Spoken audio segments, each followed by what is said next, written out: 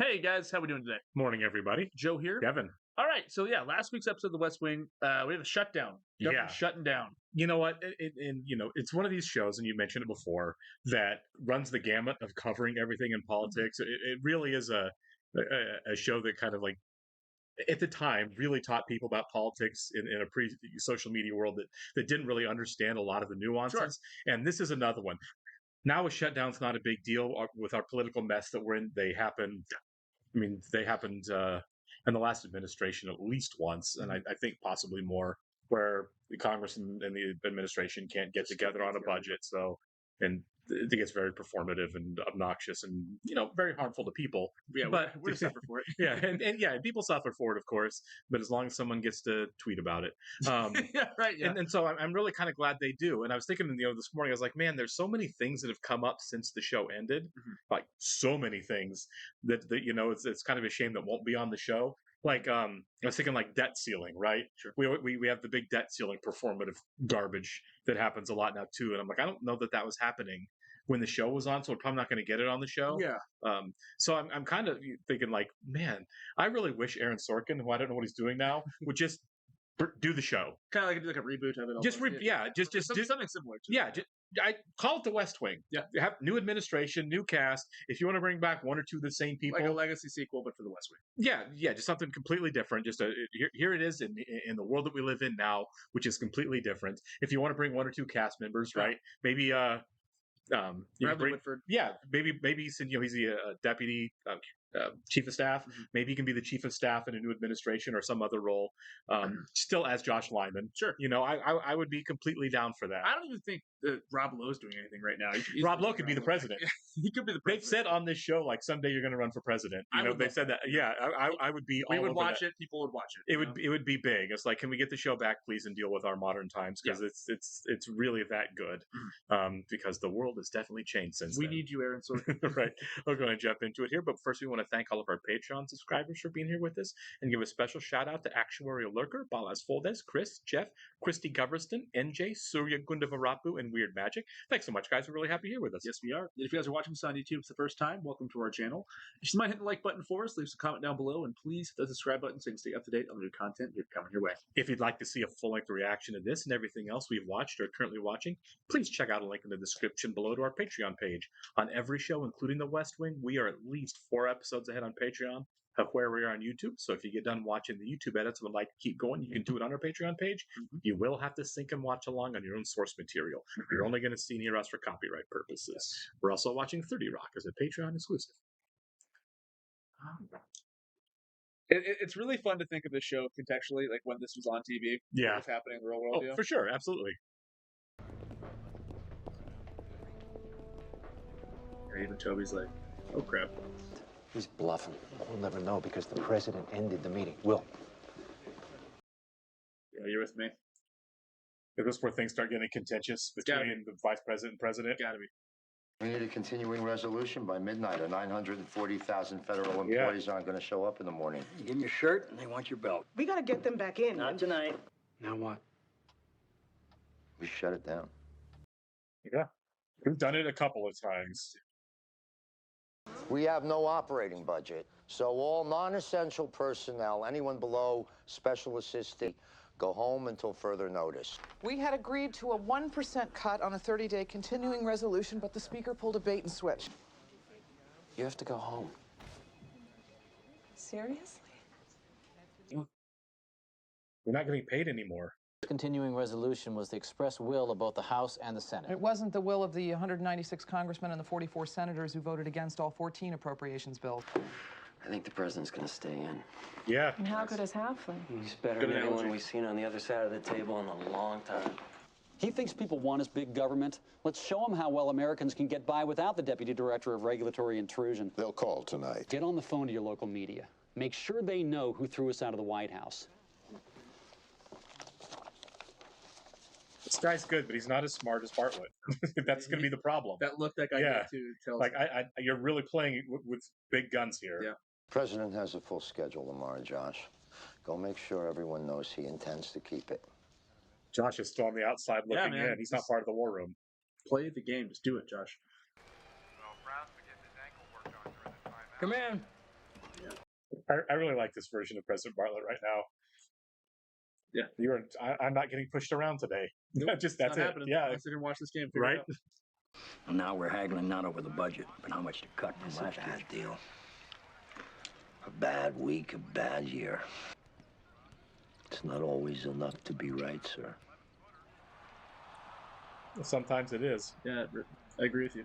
I think it's about time for me to talk to a few of my former colleagues in the House. Not yet, sir, no. You know what they call a leader with no followers? Just a guy taking a walk. That's a good line, actually. Well, I compiled clippings over at Energy. No, thank you, I've got it. So she volunteers. That why she's still Gotta there. be. Intern, maybe. Yeah. If we lose her, the House Dems will start lobbying the Speaker instead of us for table scrap. And Hafley is running the government. Work the VP and the minority leader and contact Hafley. Make sure we can still get a deal at 3%. Oh my God, they're giving in. They're going to swallow 3%? Right now, they'd swallow 5, but we're going to be magnanimous. We're only $50 billion apart on the final budget. 1%, like we'd agreed. Sir, we're not going to get 1%. We need to get past this. Focus on the future. Why'd you put Social Security on the list? It's an entitlement. Yeah, but we sent home the people from the Social Security Administration who run the machines that cut the checks. Well, it's one way to make the shutdown seem real to the country. Don't mail 11 million checks. It'd be catastrophic if we don't fix this. Desperate times call for desperate measures. I made a call. To whom? Did he call Abby? First lady's coming back to town. Yeah, she is. But I wonder what her answer's going to be, though. She might just take his side. Shutting down the government just to get me back here? Apparently it worked. Damn it, I told Leo no. Did he go ahead and contact the leadership? Don't be so melodramatic. They don't understand what you want them to do. That's fair. They are kind of flailing. Yeah. Where's Josh? The bench. Yeah. Sidelined. He needs it. They need it. They're going to need Josh. There's just no people anyway. Yeah. And he's one of the smartest guys in the room. For sure. Yeah. He said it. President wants you back in the war room. Yeah. There you go. Republicans have us and they know it. He and Josh are the only ones who don't. The president is going to be down here any minute, Josh. I need unanimity. This is the come to Jesus meeting. There's a deal on the table. Republican leadership are in their conference room waiting for a reply. Let's go up to the Hill and see him. He likes it too. Yeah. I hope the cameras are with him when they go too. Right? Yeah. It's probably gonna freak Congress out when he just shows up too. Like, hey, what are you doing here? Let's talk budget. Yeah. Get back to the press corps. POTUS is going up to the Hill. We're going to pay a surprise visit to Hafley. That's awesome. Yeah. You there yet? Stopped to address a group of tourists. The president's talking to tourists? Yeah, the bus says Kansas, Blue Jays, Jayhawks, whatever. Mm-hmm. Jayhawks. Yeah. How long a walk would you say it is from here to Hafley's office? 5 or 10 minutes? The Capitol's just a 5 or 10 minute walk from here. Care to stretch your legs? This is going to play well in the papers, isn't it? Hello, President Bartlett is here to see Speaker Hafley. We're wrapping up. Please bear with us a minute. We'll be right there. Whoa, that's a power move. I think they're freaking out. Yeah, I don't think so it's too. a power move. I think they're freaking out. Like the cameras are. Oh, okay. I guess yeah. You know? Yeah, I mean, really. It's a stunt. People will see through it. Give them some credit. The president has come to us. Wait! Damn it! Oh. We don't go out there until we agree on a game plan. So they are real. They don't know what to do. Mr. President. Looks like a power move, but Yeah. now they're freaking out. But yeah. Let's go. Right now. They'll walk out. So they never actually come out to have the meeting. Well, let's get the leader of the free world. I hope he's not out there when they go out. I hope they're gone already. That'd be so awesome.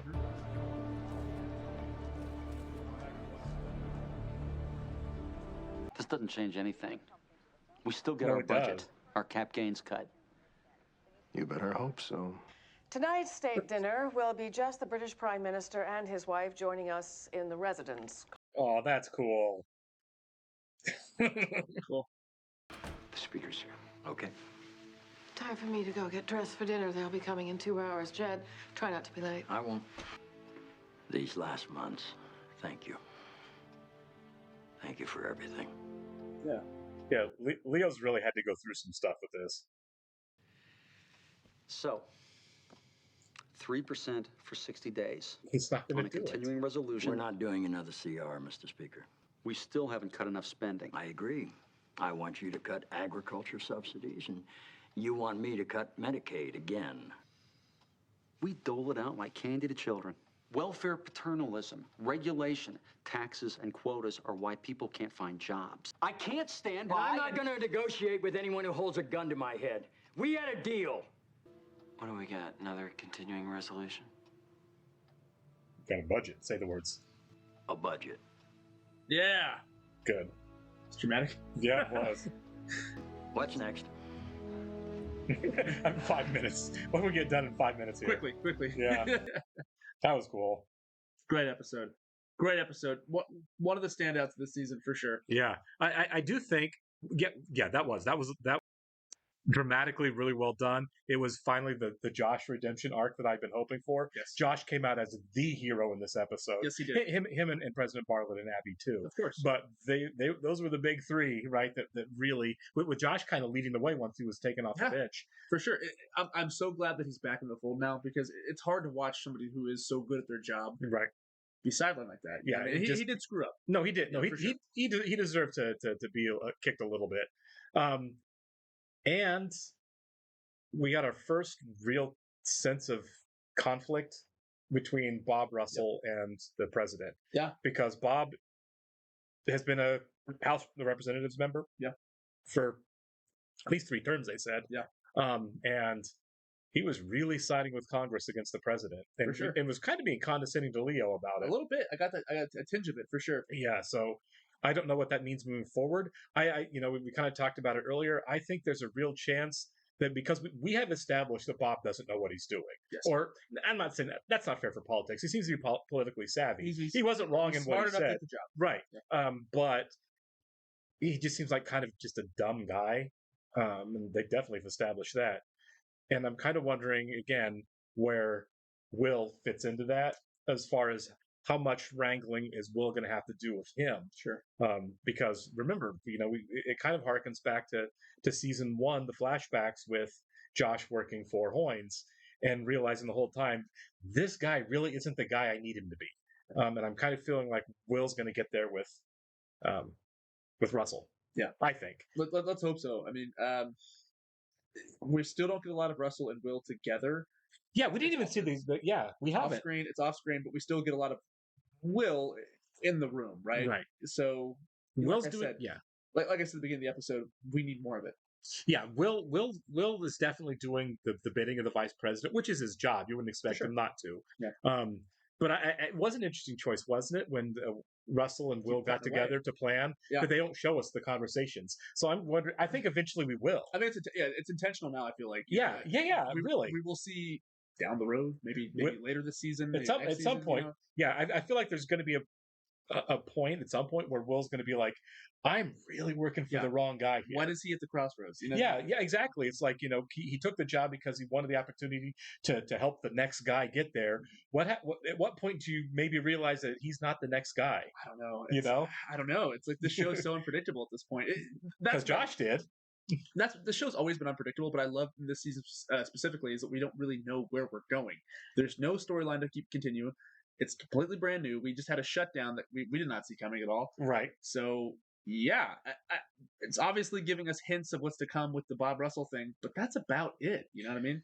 I think based on last episode, I think we're going to have what was the episode before? Sorry. A Supreme Court nomination and confirmation coming up. Okay. Because I forgot about that. The Chief Justice ended up resigning. Sure. So we're going to have at some point we're going to have a search for a new Supreme Court justice. But other than that, I don't know what else this season they're going to do. We have most of the season left. Mm-hmm. I assume when we start getting into season 6 and 7, we start talking about legacy, end of the administration, and we've got to have the next election. Right? We have to, and that's a big process. Primaries and I would imagine that's season 7. Yeah, season 7. Sure, it's going to be a lot of that. Right. which kind of makes you wonder how much they're going to really focus on the White House at all if we're following Bob Russell and the Republican candidate around the country while they're That's campaigning. why I love this show so much, is because they take storylines and they'll let them breathe for a minute. You know what I mean? Yeah, for sure. We'll have an episode, we'll have like 3 episodes in a row, then all of a sudden it's like, bam, random episode. Yeah. And it just goes back and forth, back and forth. Structurally, it's so impressive. And, you know, the show has not slowed down for me whatsoever. Right. Still on board.